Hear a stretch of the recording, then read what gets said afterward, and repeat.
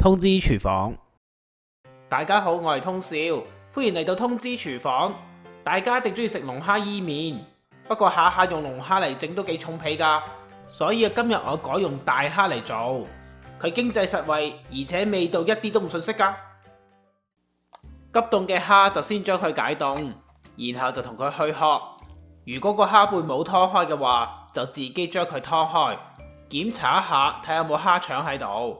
將蝦腸搣走就放埋一邊備用，而蝦殼咧記得要留起佢，等陣間要再用噶。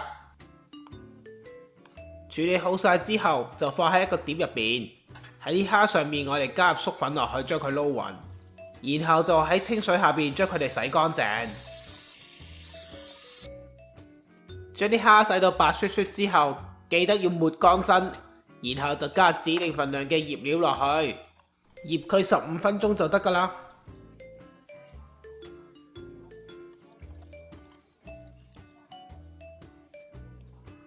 之後我哋就準備配料，除咗呢度我用嘅韭黃係極力推薦你落之外，任何其他嘅配料你都可以落或者唔落，甚至改咗佢都得㗎。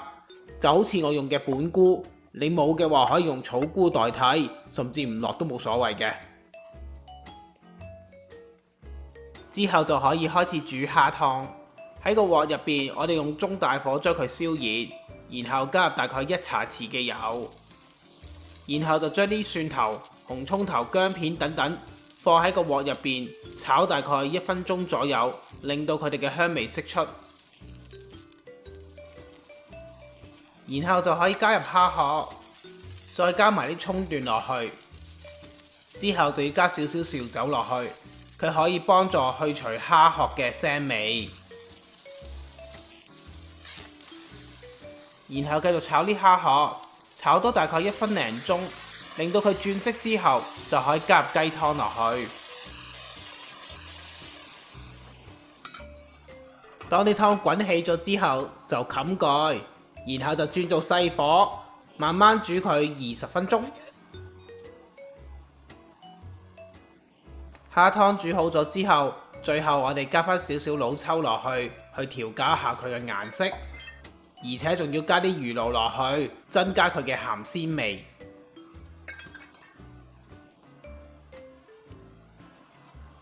攪勻好晒之後，就將蝦湯過篩一次，隔乾淨嘅蝦湯就放埋一邊備用。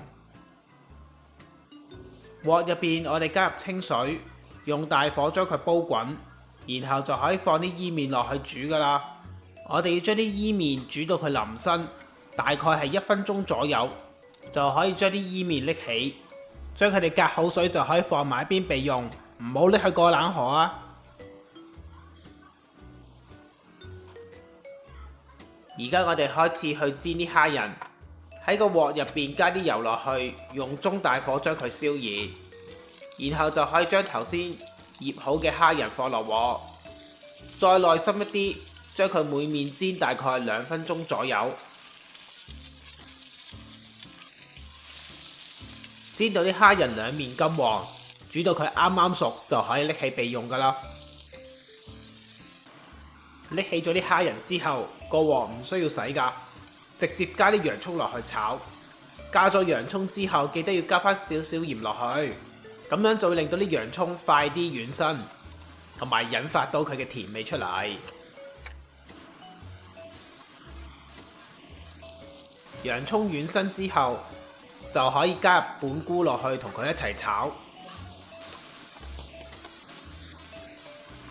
啲本菇炒咗1分零鐘之後，佢就開始軟身。